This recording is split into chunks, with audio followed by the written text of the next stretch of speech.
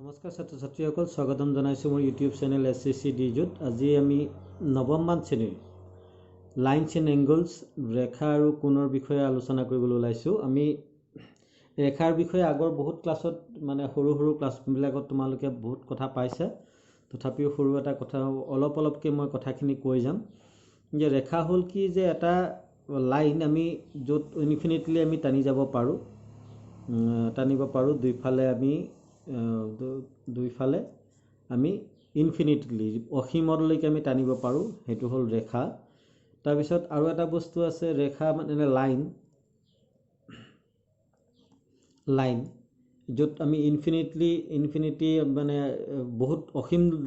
অসীমলৈ আমি টানি যাব পাৰোঁ, সেইটো হ'ল ৰেখা। তাৰপিছত আৰু আছে লাইন ছেগমেণ্ট এটা আছে, লাইন ছেগমেণ্ট। এইবিলাক সৰু কথা অকণমান জানিব লাগিব। লাইন ছেগমেণ্টটো হ'ল যিকোনো দুটা পইণ্ট জইন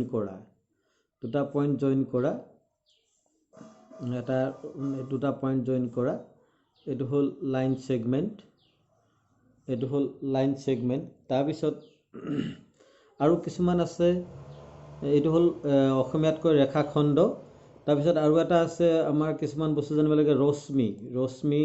যিটোৱে ডিৰেকশ্যন কৰে এটা ছাইড, এনেকুৱা ধৰণে এটা ছাইড ডিৰেকশ্যন কৰিছে, এইটো এটা ছাইড ডিৰেকশ্যন কৰিছে। গতিকে এতিয়া আমি কি কৰিব পাৰোঁ, যদি আমি লিখিবলৈ যাওঁ AB এটা লাইন, তেতিয়া তাৰ ওপৰত এনেকুৱা ধৰণৰ আঁচ আহিব। যদি ৰেখাখণ্ড বুলি আহে, ৰেখাখণ্ড হ'লে তেতিয়া কি হ'ব, ৰেখাখণ্ডক আমি এনেকৈ বুজাম, এইটো হ'ল ৰেখাখণ্ড। আমি যদি কি কৰোঁ, তাৰ ওপৰত এটা AB, তাৰ ওপৰত যদি আমি এনেকৈ যদি আমি দিওঁ, তেতিয়া সেইটো হৈ যাব ৰেখা। এইটো এইটো হ'ল ৰেখা, এইটো হ'ল ৰেখা আৰু এইটো হ'ল ৰেখাখণ্ড। এইটো দুটা পইণ্ট জইন কৰিছে, এইটো হ'ল ৰেখাখণ্ড। আৰু এইফালে এনেকৈ এটা ডিৰেকশ্যনত যোৱা, এইটোক কি বুলি কোৱা হয়, ৰশ্মি বুলি কোৱা হয়, ৰে বুলি কোৱা হয়। গতিকে এইটো হ'ল লাইন ছেগমেণ্ট আৰু এইটো হ'ল কি, ৰে। এইকেইটা বস্তু আমি ৰেখাৰ ওপৰত আমি জানিব লাগিব। এতিয়া ৰেখাবিলাক লগ লাগি কি হয়, ৰেখাৰ পৰা আমি কি কৰিব পাৰোঁ, দুটা ৰেখা যদি কি হয় জইন হৈ যায়, কিছুমান ক্ষেত্ৰত এনেকৈ ধৰণে ধৰি লোৱা দুটা ৰশ্মি, দুটা লাইন এনেকৈ জইন হৈছে, তেতিয়া কিছুমান কি হয়, এনেকৈ চুক কিছুমানৰ সৃষ্টি হৈছে, এংগল, সেইবিলাক কিছুমান এংগুলৰ সৃষ্টি হৈছে। এইবিলাক হ'ল কি, এইবিলাকৰ বিষয়ে আমি জানিম। বিভিন্ন ধৰণৰ এংগুল আছে, তোমালোকে আগৰ ক্লাছতো পাইছা, তেনেকুৱা বিভিন্ন ধৰণৰ এংগুলৰ কথা পাইছা। এতিয়া এংগুলৰ কথা যদি ক'বলৈ যাওঁ, প্ৰথমে আহিব আমাৰ কি, 1 নম্বৰ আহিব কি, একুইট এংগুলটো কি বস্তু, একুইট এংগুলটোক আমাৰ অসমীয়াত কি বুলি ক'ব, সূক্ষ্ম কোণ কি বুলি ক'ব, সূক্ষ্ম কোণ। অসমীয়াত কি বুলি কয়, সূক্ষ্ম কোণ। সূক্ষ্ম কোণটো কি হৈছে,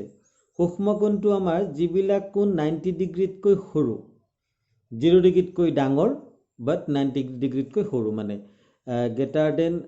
কি হ'ব, 0 ডিগ্ৰীতকৈ ডাঙৰ হ'ব, কিন্তু 90 ডিগ্ৰীতকৈ কি হ'ব, সৰু হ'ব। সেইবিলাক হ'ল কি,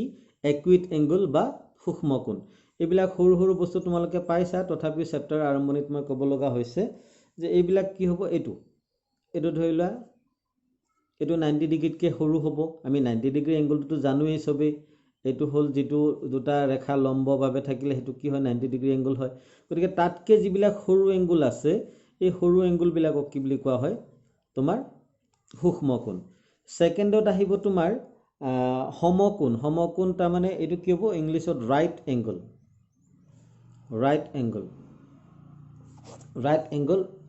আৰু এইটো কি হ'ব, তাৰপিছত তোমাৰ ৰাইট এংগল, আৰু এইটো কি বুলি কয়, অসমীয়াত কয় সমকোণ। এতিয়া সমকোণৰ কি হয়, যিবিলাক এংগল 90 ডিগ্ৰী, এইটো দুটা লাইন যেতিয়া 90 ডিগ্ৰী কি হ'ব, লম্বভাৱে এনেকৈ লম্বভাৱে টানিব, তেতিয়া কি হ'ব, ইয়াত 90 ডিগ্ৰী কোণৰ, এইটো 90 ডিগ্ৰী কোণ হয়, সেইটো হ'ল কি তোমাৰ 90 ডিগ্ৰী এংগল। গতিকে এইটো কি হ'ল তোমাৰ 90 ডিগ্ৰী এংগল। তোমালোকে কিছুমান এক্সাম্পল চোৱা, জ্যামিতিক ক্ষেত্ৰত কি হয়, এটা আমি ৰুমৰ ভিতৰত বহি পেলাই, এটা ৰুমৰ ঘৰৰ ভিতৰৰ যিবিলাক হেৰি আছে কিছুমান বস্তু আছে যিবিলাক আমি চাই পেলাই কি কৰিব পাৰোঁ 90 ডিগ্ৰী এংগল তাৰপিছত সূক্ষ্ম কোণ বিভিন্ন ধৰণৰ এংগলবিলাক চাব পাৰোঁ তোমালোকক মই দেখুৱাব পাৰোঁ ইয়াতে ধৰি লোৱা মই দেখুৱাই দিছোঁ ইয়াত এইটো ধৰা দৰ্জাৰ এই চুকটো এইটো কি হৈছে এইটো কি হৈছে এইটো এটা 90 ডিগ্ৰী এংগল তোমালোকে ঘৰৰ দৰ্জাৰ এনেকৈ চাব পাৰা এইটো 90 ডিগ্ৰী এংগল ঘৰৰ এই চুকটো চাব পাৰা এইটো 90 ডিগ্ৰী এংগলত আছে এইবিলাক চাব পাৰা এইবিলাক কি হৈছে 90 ডিগ্ৰী এংগলত আছে গতিকে এইটো ইয়াৰ পৰা এইখিনি এইটো 90 ডিগ্ৰী এংগলত আছে গতিকে এইবিলাক কি হয় আমি কিছুমান ঘৰৰ কিছুমান বস্তুৰ পৰা আমি আৰু চাব পাৰোঁ খিৰিকী তোমালোকৰ যদি খিৰিকী এনেকুৱা যদি খিৰিকী আছে খিৰিকীৰ এইটো চোৱা এইটো 90 ডিগ্ৰীতকৈ সৰু এইটো কি বুলি ক'ব পাৰা তোমালোকে একুৱেট এংগল বা সূক্ষ্ম কোণ বুলি ক'ব পাৰা সূক্ষ্ম কোণ আমি ঘৰৰ ভিতৰত ৰুমৰ ভিতৰত বহি কিছুমান বস্তু চাই চিন্তা কৰিব পাৰোঁ যে এইবিলাক ডিফাৰেণ্ট টাইপৰ এংগল হয় তাৰপিছত আৰু লাইনবিলাকতো তোমালোকে বিভিন্ন সময়ত তোমালোকে টানিয়ে থকা স্কেল আছে বা বেলেগ বস্তু আছে তোমালোকৰ সেইবিলাক দি চাব পাৰা তোমালোকে লাইন গতিকে এনেকুৱা ধৰণে আমি কিছুমান ঘৰৰ কিছুমান বস্তু চাই আমি ক'ব পাৰোঁ যে সেইবিলাক কি হ'ব তোমাৰ বিভিন্ন এংগলৰ নাম দিব পাৰোঁ এংগলৰ নামবিলাক আমি ঘৰৰ দৰ্জা খিৰিকী এইবিলাকৰ এক্সাম্পল লৈ ঘৰৰ চুকৰ এক্সাম্পল লৈ আমি শিকিব পাৰোঁ তাৰপিছত 3 নম্বৰ আহিলে তোমাৰ 3 নম্বৰ আহিব কি অবটিউচ এংগল 3 নম্বৰ কি অবটিউচ এংগল অবটিউচ এংগল এইবিলাক কি হয় তোমাৰ 90 ডিগ্ৰীতকৈ ডাঙৰ যেটো কি হ'ব 90 ডিগ্ৰীতকৈ ডাঙৰ কিন্তু কি হ'ব আমি যদি এটা এনেকৈ যদি এটা বনাও চোৱা এইটো 90 ডিগ্ৰী আছিলে চোৱা এইটো 90তকৈ সৰু এইটো 90 তাৰপিছত এইটো 90তকৈ সৰু মানে এনেকুৱা যদি হয় এইটো 90তকৈ সৰু কিন্তু এইটো যে আমি x বুলি এটা লওঁ তেতিয়া 90তকৈ কি হ'ব x টো 90তকৈ ডাঙৰ কিন্তু 180তকৈ কি হ'ব লাগিব সৰু এইটো কি বুলি কয় আমাৰ অসমীয়াত কি বুলি ক'ব স্থূলকোণ অসমীয়াত কি বুলি কোৱা হয় স্থূলকোণ বুলি কয় স্থূলকোণ অসমীয়াত কি বুলি কয় স্থূলকোণ গতিকে এইটো কি হ'ল আমাৰ 90 ডিগ্ৰীতকৈ ডাঙৰ তেনেকুৱা আছে তোমাৰ হাতখন যদি তোমাৰ হাতখন যদি চোৱা হাতখন যদি এনেকুৱাকৈ ল'লা এইটো চোৱা হাতখন এনেকুৱা ল'লে ইয়াতো দেখুৱাব পাৰিবা তোমালোকে হাতখন এনেকুৱা ল'লে তোমাৰ হাতৰ যিটো এংগল এইটো যিটো মানে হেৰি ইয়াত যিটো এংগল হৈছে তোমালোকৰ এনেকুৱা কৰাৰ পিছত ইয়াত যিটো এংগল হৈছে মাজত চোৱা তোমালোকে এইটো এতিয়া এনেকুৱা যেতিয়া কৰিবা ইয়াৰ মাজত যিটো এংগল হৈছে এইটো এংগল কি হয় অবটিউচ এংগল গতিকে এনেকুৱা কিছুমান প্ৰেক্টিকেল ৱৰ্কছত তোমালোকে জ্যামিতিবিলাক শিকিব পাৰা জ্যামিতিবিলাকত এনেকুৱা কিছুমান প্ৰেক্টিকেল ৱৰ্কছ আছে যিবিলাকত তোমালোকে বিভিন্ন এংগলবিলাক শিকিব পাৰিবা এইটো হ'ল অবটিউচ এংগল তাৰপিছত আহিলে 3 নম্বৰ গ'ল 4 নম্বৰ কি আহিলে এইটো এটা কি হৈছে ষ্ট্ৰেইট এংগল সৰল কোণ ষ্ট্ৰেইট এংগল সৰল কোণ এইটো কি হ'ল সৰল কোণ ষ্ট্ৰেইট এংগল এইটো এটা সৰল কোণ হৈ গ'ল তোমালোকৰ ইয়াত এইটোৰ ভেলুটো কিমান 180 ডিগ্ৰী এইটো সৰল কোণৰ ভেলুটো কিমান 180 ডিগ্ৰী সেইটো তোমালোকে জানাই তেনেকুৱা আগত সৰু বস্তু তোমালোকে পাই আহিছা তাৰপিছত ইয়াৰ পিছত আৰু এটা বস্তু আছে কি যিবিলাক এংগল তাৰপিছত এটা আহিব তোমাৰ ৰিফ্লেক্স এংগল ৰিফ্লেক্স বা এইটো কি বুলি কোৱা হয় প্ৰত্যাৱৰ্তী এংগল আমাৰ অসমীয়াত কি বুলি ক'ব প্ৰত্যাৱৰ্তী বা প্ৰবৃদ্ধি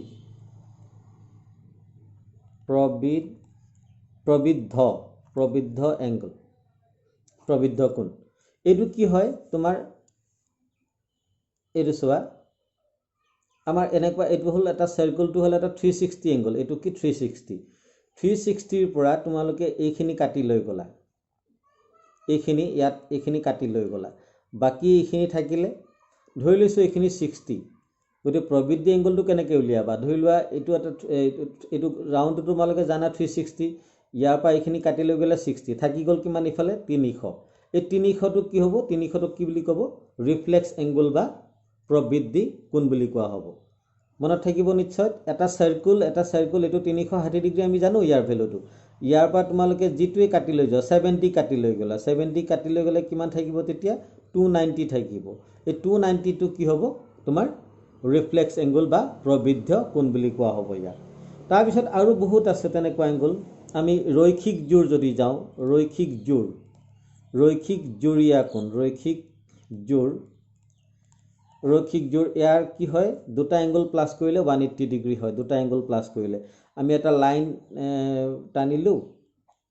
লাইন টানি ইয়াৰ ওপৰত এটা ৰশ্মি উঠাই দিম এটা ৰশ্মি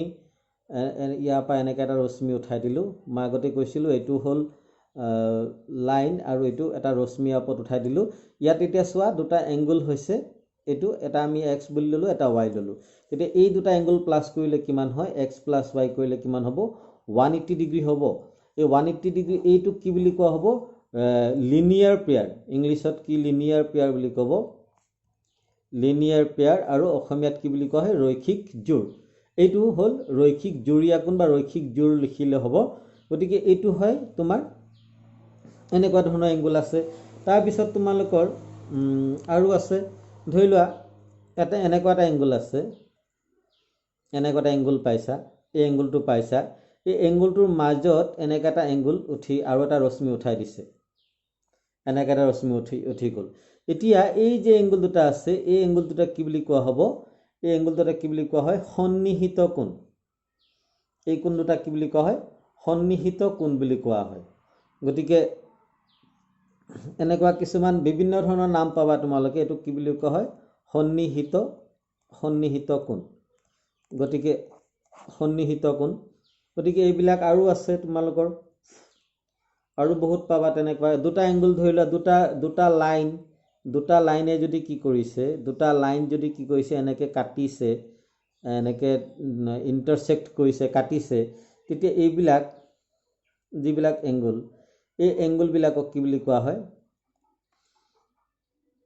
এই এংগল বিলাকক কি বুলি কোৱা হ'ব এইটো আৰু এইটো 1 আৰু 2 এইটো ধৰি লৈছো এইটো ইয়াৰ কি হ'ব ভাৰ্টিকেলি অপোজিট 3 আৰু 4 এইটো আৰু এইটো ইকুৱেল হ'ব মানে 1 আৰু ইকুৱেল 2 হ'ব আৰু 3 ইকুৱেল 4 হ'ব এইটো কি বুলি কোৱা হয় ভাৰ্টিকেলি অপোজিট এংগল বিপ্ৰতীপ কোণ vertically VOA vertically opposite angle বা এইটো কি বুলি কোৱা হয় অসমীয়াত কি বুলি কোৱা হয় বিপ্ৰতীপ কোণ বিপ্ৰতীপ কোণ গতিকে এই কোণবিলাকৰ কথা মই প্ৰথমে কি আলোচনা কৰিছো কাৰণ এই কোণকেইটা তোমালোকে ভালকে জানিলেহে এই কোণকেইটা ভালকে যদি জানা তেতিয়াহে তোমালোকে ইয়াৰ জ্যামিতিৰ বিভিন্ন যিবিলাক প্ৰবলেমছ বিলাক আছে প্ৰবলেমছ বিলাক তোমালোক সলভ কৰিব পাৰিবা জ্যামিতিৰ প্ৰবলেম বিলাক সলভ কৰাৰ আগতে এই বেসিক কনসেপ্টখিনি তোমালোকৰ জনা বহুত দৰকাৰ আৰু এইবিলাক এংগল প্ৰেক্টিক্যালি তোমালোকে বহুত বনাই থাকা দুটা তোমালোকে কিছুমান এনেকৈ খেলিছা চাগে আগত চোৱা কলম এনেকৈ জইন কৰি এনেকৈ খেলিছা এনেকৈ দুটা কলম এনেকৈ জইন কৰি খেলিছা এনেকুৱা খেল এতিয়া এনেকৈ যে কিছুমান খেল খেলে দুটা কলম বা কিবা এটা জইন কৰি পেলাই এনেকৈ যে কিবা কিছুমানে বান্ধি লৈ পেলাই ৰাবাৰ বেণ্ড দি বান্ধি লৈ পেলাই কিছুমানৰ ষ্টুডেণ্টক মই খেলা দেখিছোঁ আমাৰ স্কুলতো খেলে কিছুমানে গতিকে এনেকৈ কিবা এটা মাৰি পেলাই খেলে এইটো চোৱা ইয়াত কি হ'ল এইটো ইয়াৰ কি হ'ল ভাৰ্টিকেলি অপোজিট এইটো ইয়াৰ ভাৰ্টিকেলি অপোজিট এইটো কি বুলি কোৱা হ'ব বিপ্ৰতীপ কোণ এইটো চাই ল'বা এইটো আৰু এইটো হ'ল ইয়াৰ এই দুটা ইকুৱেল আৰু এই দুটা ইকুৱেল গতিকে এইবিলাকক কি বুলি কোৱা হয় বিপ্ৰতীপ কোণ বুলি কোৱা হয় চোৱা হাতৰ আঙুলিটো তোমালোকে কিছুমান কৰিব পাৰা কি এইটো চোৱা এইটো মই আঙুলিটো এনেকুৱাকৈ দিলোঁ এইটো কি হৈ গ'ল এইটো 90 ডিগ্ৰীতকৈ সৰু এইটো 90 ডিগ্ৰীতকৈ সৰু সেইটো কি হ'ব একুইট এংগল সূক্ষ্ম কোণ অপটিউচ এংগল এইটো চোৱা এইটো এনেকৈ মেলি দিলোঁ অপটিউচ এংগল এনেকৈ মেলি দিলোঁ এইটো কি হ'ল মানে 90 ডিগ্ৰীতকৈ ডাঙৰ হৈ গ'ল অকণমান এনেকুৱা কৰি দিলে এইটো কি হ'ল 90 ডিগ্ৰী হৈ গ'ল এইটো সমকোণ হৈ গ'ল এইটো হ'ল অপটিউচ এংগল হাতত বাৰু ৰেখাটো এনেকুৱা ৰেখা বুলি কোৱাৰ লগে লগে এইটো কি হ'ল এইটো এটা সৰল কোণ হৈ গ'ল ইয়াৰ মাজতে এইটো কলমক তোমালোকে এইটো এটা ৰেখা যিকোনো ৰেখা এটা টানিলে এইটো কি হৈ গ'ল সৰল কোণ হৈ গ'ল গতিকে প্ৰেক্টিক্যালি তোমালোকে এইবিলাক এংগল তোমালোকে মনত ৰাখিব পাৰিবা অকণমান জাষ্ট বস্তুবিলাক চিন্তা কৰি পেলাই বহি পেলাই খিৰিকীত যে মই খিৰিকী দেখুৱালোঁ তোমালোকক দৰ্জা চুক দেখুৱালোঁ সেইবিলাক চাই তোমালোকে এংগলবিলাক মনত পেলাই থাকিলে তেতিয়া এই যিবিলাক ইয়াৰ কনসেপ্টখিনি তোমালোকে ধুনীয়াকৈ মনত ৰাখিব পাৰিবা গতিকে সেই কথাখিনি তোমালোকে মনত পেলাই তাৰপিছত চোৱা যিবিলাক জ্যামিতিক প্ৰব্লেম তোমালোকৰ যিটো দিছে 6.1 আজি মই এটা প্ৰব্লেম তোমালোকক সলভ কৰি দিম 6.1 এটা প্ৰব্লেম তোমালোকক সলভ কৰি দিম এতিয়া চোৱা ইয়াত এইটো চোৱা এটা পিকচাৰ দিছে পিকচাৰটো ভালকৈ প্ৰথমে চোৱা আৰু কুৱেশ্যনটো পঢ়া কি বুলি কৈছে AB আৰু CD ৰেখাই O বিন্দুত কাটিছে AB and CD line intersect at O if AOC plus BOC equals 70 degree and BOD equal 40 degree এইটো BOD এইটো দিছে 40 degree তেতিয়া কি ওলাবলৈ দিছে তোমালোকক BOE তাৰ মানে এইটো এই এংগলটো উলিয়াব দিছে আৰু তাৰ লগতে কি কৈছে যে প্ৰত্যাৱৰ্তী মানে ৰিফ্লেক্স COE উলিয়াব লাগে আমি চোৱা অংকটো মই বাৰু এটা হাতেৰে মোবাইল ধৰি থৈছোঁ সেইকাৰণে পিকচাৰবিলাক ইমান একুৰেট নহ'ব পাৰে তোমালোকে পিকচাৰবিলাক কলম দি একুৰেটকৈ আঁকি ল'বা এইটো মই এনেকৈ বনাই লৈছোঁ এইটো হ'ল AB আৰু এইটো CD আৰু এইটো হ'ল E এতিয়া আমাৰ এইটো এংগলটো 40 দিয়ে আছে কুৱেশ্যন নম্বৰ 1 6.1 ইয়াত দিয়া আছে এইটো এই প্ৰব্লেমটো দিয়া আছে এতিয়া তোমাক উলিয়াব লাগে এইটো O COE এটা ওলাব লাগে BOE আৰু এটা COE বাট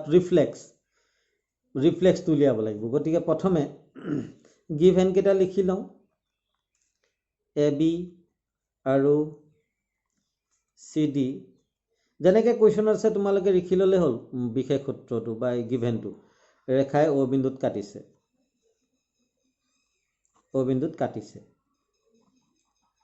O বিন্দুত কাটিছে এতিয়া আকৌ কি দি আছে এংগল AOC প্লাছ মানে এইটো আৰু কোনটো AOC প্লাছ BOE এই দুটা প্লাছ কৰিলে 70 BOE equals 70 degree angle BOD equal 40 degree এতিয়া ইয়াত এটা বস্তু তোমালোকে চোৱা দুটা লাইন যেহেতু কি কৰিছে ইয়াতে লিখি দিছোঁ AB আৰু CD ৰেখাই কণ্ডিশ্যনবিলাক লিখি দিলে ভাল হয় O বিন্দুত কাটিছে দুডাল ৰেখাই কাটিলে বিপ্ৰতীপ কোণ সৃষ্টি হয় O বিন্দুত কাটিছে এতেকে এংগল AOC ইকুৱেল কি হ'ব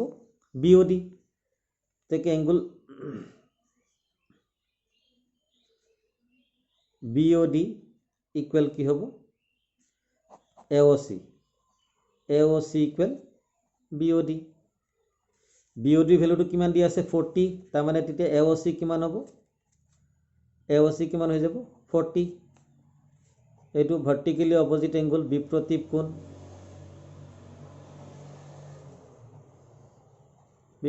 কোণ কণ্ডিশ্যনবিলাক সাইডত তোমালোকে লিখি দিবা জ্যামিতি কৰোঁতে সদায় তাৰপিছত কি হ'ব এইটো 40 ডিগ্ৰী পাই গ'লো এতিয়া আমি এইটো যদি ইকুৱেশ্যন 1 লওঁ আৰু এইটো ইকুৱেশ্যন 2 লওঁ 1 আৰু 2 ৰ পৰা কি হ'ব AOC ভ্যালুটো ইয়াত পাতি দিওঁ AOC ভ্যালু পাতি দিলোঁ AOC ভ্যালুটো কিমান মানে এবাৰ লিখি দিছোঁ তেতিয়া সুবিধা হ'ব BOE ইকুৱেল কিমান হ'ব 70 ডিগ্ৰী দি আছে AOC ভ্যালুটো আমি 40 পাইছোঁ 40 BOE ইকুৱেল 70 এতিয়া এইটো এইফালে লৈ গ'লে কি হৈ যাব BOE 70 ডিগ্ৰী মাইনাছ 40 ডিগ্ৰী তো কি হ'ব BOE equal 30 degree BOE value এটা ওলাব দিছিলে আমাক BOE টো ওলাব দিছে এইটো BOE গতিকে BOE ভ্যালুটো আমি কিমান পাই গ'লো 30 ডিগ্ৰী পাই গ'লো এতিয়া আমাক কি লাগে COE টো লাগিব তেতিয়া আমি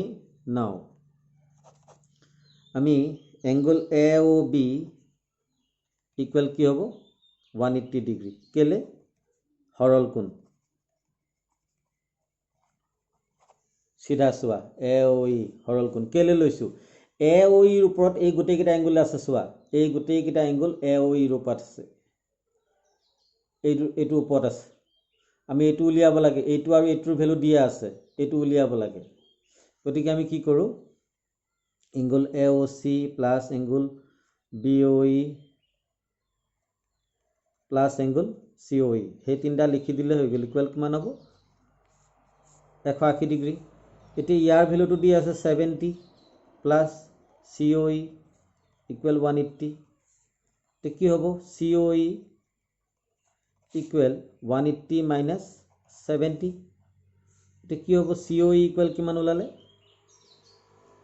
চি অ ই ইকুৱেল 110 তে বহুত ষ্টুডেণ্টে অংকটো এইখিনিত ৰাখি থৈ দিয়ে এইখিনিত ৰাখিলে নহ'ব এইটো আমাৰ জেনেৰেল যিটো অবটিউছ এংগলটোহে ওলাইছে অবটিউছ এংগলটো মানে সূক্ষ্ম কোণটোহে ওলাইছে কিন্তু আমাক ওলাব দিছে প্ৰত্যাৱৰ্তী ৰিফ্লেক্স ওলাব দিছে গতিকে ৰিফ্লেক্সটো ওলাবৰ কাৰণে কি হ'ব চোৱা ৰিফ্লেক্স চি অ ই ইকুৱেল কি হ'ব 360 পৰা মই আগতে কৈছিলোঁ 360 পৰা যিটো এংগল ওলাব সেইটো মাইনাছ কৰি দিয়া 360 পৰা এইটো এংগল ওলাইছে এইটো কি হ'ব মাইনাছ কৰিলে 250 এইটোহে গৈ পেলাই এনসাৰটো হ'লগে গতিকে আমাক ওলাব দিছিল এইটো ওলালে 30 আৰু এইটো ওলাব দিছিল এইটো কিমান ওলালে 250 গতিকে সেইটোৱে গতিকে এংগল বিলাক যদি তোমালোকে ভালকে জানা এংগল বিলাক জানিলে তেতিয়া জ্যামিতি বিলাক কৰোতে ইমান প্ৰবলেম নহয় ইজিলি জ্যামিতি বিলাক কৰিব পাৰিবা গতিকে ছাত্ৰ ছাত্ৰীসকল আজি ক্লাছ মই ইমানেতে কৰিলো আজি এংগলৰ ধাৰণাখিনি দিলো তোমালোকক এংগলৰ ধাৰণাখিনিৰ লগতে মই এটা অংক তোমালোকক সলভ কৰি দিছো বাকি কিটা কৰি তুলিবলৈ চেষ্টা কৰিবা যদি কৰিব নোৱাৰা তেতিয়াও মই নেক্সট ক্লাছত সেইখিনি কৰাই দিম তোমালোকে চেষ্টা কৰিবা চেষ্টা কৰি মোৰ WhatsApp নম্বৰত তোমালোকে সেন্ড কৰিব পাৰিবা WhatsApp নম্বৰ বিলাক তোমালোকক প্ৰায় ষ্টুডেন্ট বিলাককে প্ৰত্যেক ক্লাছতে দিয়ে আছিল গতিকে হেতু তোমালোকে কৰি পেলাই মোক ইয়াত সেন্ড কৰিবলৈ যত্ন কৰিবা গতিকে আজি আৰু বিশেষ একো নকৈ গতিকে ইমানতে সামৰিছো সকলোৰে সুস্বাস্থ্য কামনা কৰিছো ধন্যবাদ